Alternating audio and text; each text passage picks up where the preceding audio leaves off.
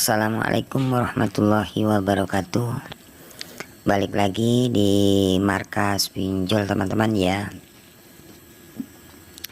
Oke, seperti biasa teman-teman ya, di video kali ini saya akan membahas lagi atau berbagi lagi seperti apa cara menangani misalkan kita telat bayar atau gagal bayar di pinjaman online ilegal teman-teman ya. Jadi buat teman-teman yang saat ini terjerat di pinjaman online ilegal, kalian bisa simak terus video ini. Mungkin di video kali ini atau di video ini mungkin ada ilmu ya buat teman-teman untuk menghadapi misalkan kalian telat bayar yang sudah diancam ataupun diteror oleh pihak pinjaman online ilegal. Jadi seperti apa sih cara menangani misalkan kita telat bayar atau gagal bayar di pinjaman online ilegal? Oke, seperti biasa teman-teman ya, di sini saya mempunyai aplikasi pinjaman online ilegal beranak ya. Jadi di dalam aplikasi pinjaman online ini ada aplikasi-aplikasi lagi ya. Jadi ada sekitar 13 aplikasi yang sudah ACC. Kemudian sekarang ini sudah telat ya, atau sudah telat bayar seperti itu. Nah, seperti apa resiko misalkan kita telat bayar di pinjaman online ilegal ya? Langsung saja kita buka aplikasinya teman-teman ya.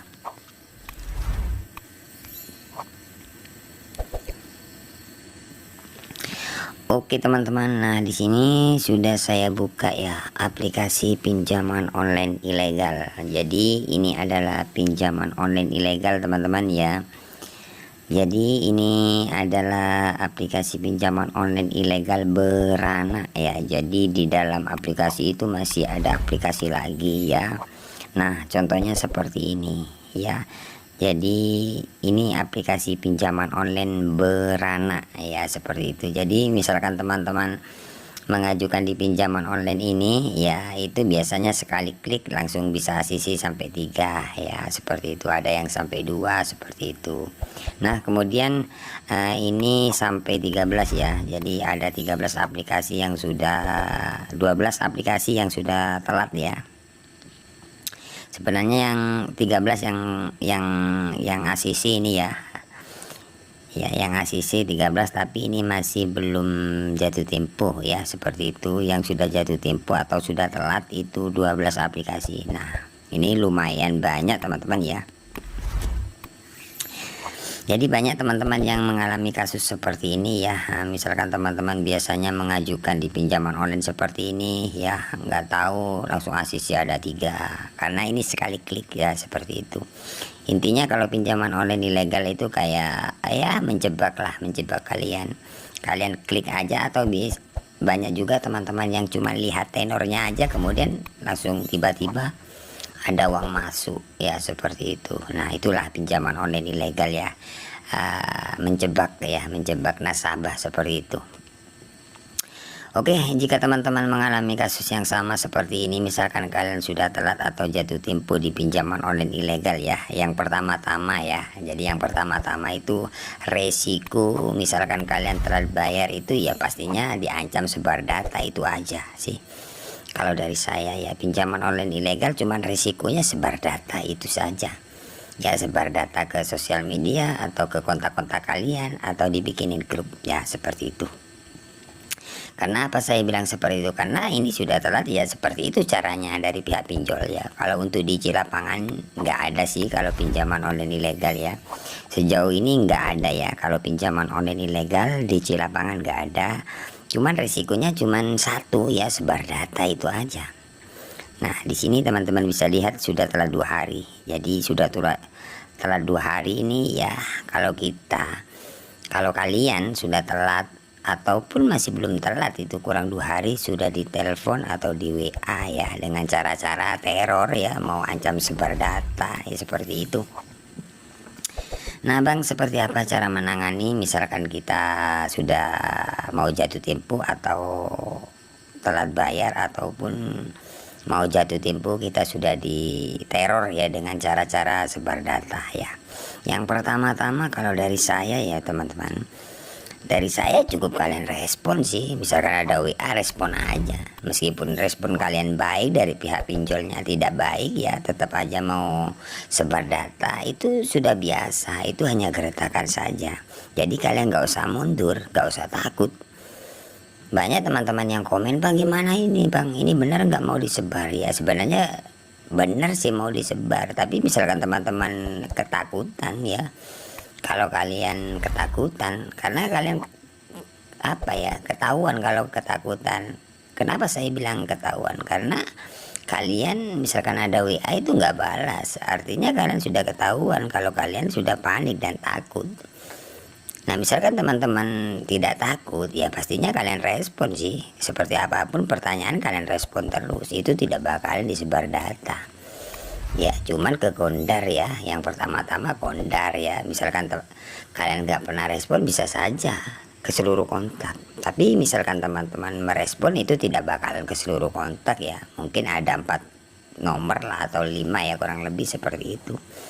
Ya karena apa? Karena kalau kalian berani, dari pihak pinjol nggak akan berani ya. Karena pinjol ini pinjaman online ilegal sih.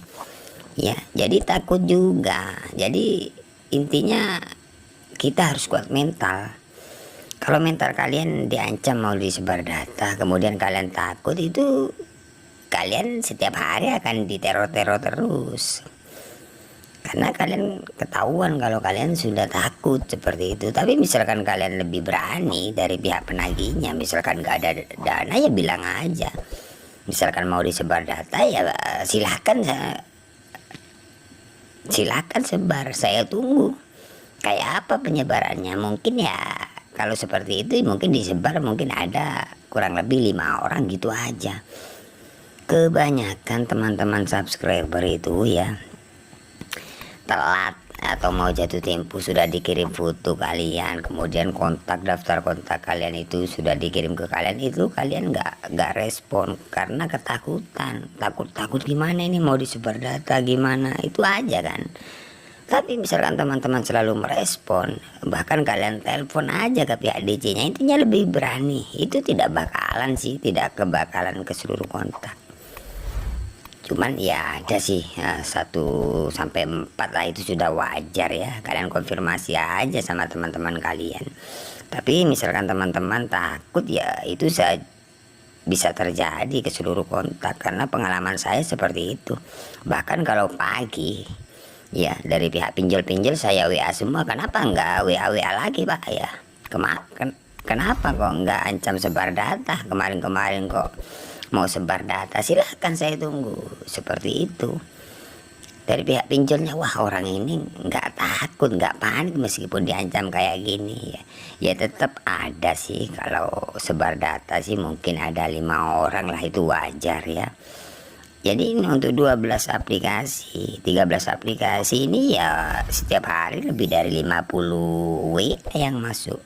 Tapi selalu saya respon, selalu saya telepon, bahkan kalau ditelepon nggak diangkat, saya balas aja. Bahkan kalau nggak ada WA saya yang WA pak, kenapa nggak ancam-ancam lagi, kirain saya takut. Itu aja, seperti itu. Kita yang diblokir sama pihak pinjol, bukan pinjolnya, bukan saya yang memblokir nomor pinjolnya, bahkan dari pinjolnya yang blokir. Karena kita berani seperti itu. Yang diteror itu terus menerus itu teman-teman yang takut, nggak pernah respon. Ada WA diblokir, ada telepon diblokir, ketakutan. Ngapain takut? Cuman WA saja kalian takut. Hadapilah, memang resikonya akan diteror. Kalau kalian tidak mau diteror ya kalian jangan pinjam, kan seperti itu. Banyak teman-teman ada WA, saya blokir aja bang. Ngapain blokir? Kalau kalian blokir ya ketahuan kalau kalian takut. Makanya kalian selalu diteror dengan nomor yang beda-beda. Lebih berani saja, tidak bakalan ya. Ya kalau ada ya tetap ada, tapi tidak sesering seperti kalian itu. Setiap hari bolak-balik dari aplikasi itu aja ya. Tapi misalkan teman-teman berani balas WA, ada foto kalian dikirim, silahkan saya tunggu pak, saya laporkan ataupun gimana. Intinya berani aja ya. Kalau saya sudah ada dana tetap saya bayar Pak ya. Tapi kalau misalkan belum ada dana, Bapak maksa mau sebar data silahkan sebar. Ya tidak ambil pusing saya, nasi sudah jadi bubur Pak ya, gitu kan aja sudah. Wah orang ini sudah tangil kayak gitu, jadi nyerah pinjolnya teman-teman. Karena pinjol ya, tukang tagih pinjol itu bukan kalian saja yang di WA, banyak sekali teman-teman yang gagal. Jadi bukan ngelayani kalian, tapi kalian kalau berani dari pihak pinjol, mungkin kalian sudah tidak di WA lagi, mungkin cari nasabah yang lain yang panik seperti itu. Jadi seperti itu teman-teman, karena ya sepengalaman saya untuk 12 aplikasi ini ya, 13 ini aman teman-teman, nggak ada sebar data. Tapi kalau 1, 2, 3 orang itu sudah maklum ya, tapi tidak sampai dibikinin grup atau ke seluruh kontak, tidak ya, karena saya selalu merespon ya, bahkan saya telepon. Teman-teman bisa lihat ya, kayak di video-video saya telepon DC pinjol ilegal itu, bahkan saya marah-marahin, saya kerjain ya kan. Nah, jadi intinya cara menghadapinya lebih berani saja seperti itu. Jadi misalkan teman-teman ketakutan, nggak pernah respon, bahkan memblokir nomor, bahkan mengganti nomor, itu kalian semakin diteror. Bahkan kota-kota kalian akan diserang terus seperti itu. Tapi misalkan teman-teman berani, tidak bakalan. Karena pinjol ilegal itu mencari nasabah yang panik dan takut, itu aja Pak ya. Oke, cukup itu saja ya dari saya ya untuk video kali ini ya. Jadi intinya lebih berani itu aja ya. Misalkan ada WA seperti apapun, kalian nggak usah takut ya, itu cuman gertakan ya. Ya misalkan teman-teman takut, itu bisa terjadi akan sebar data ke seluruh kontak. Tapi misalkan teman-teman lebih berani, itu mungkin ya wajar lah kalau cuman 5 orang sih.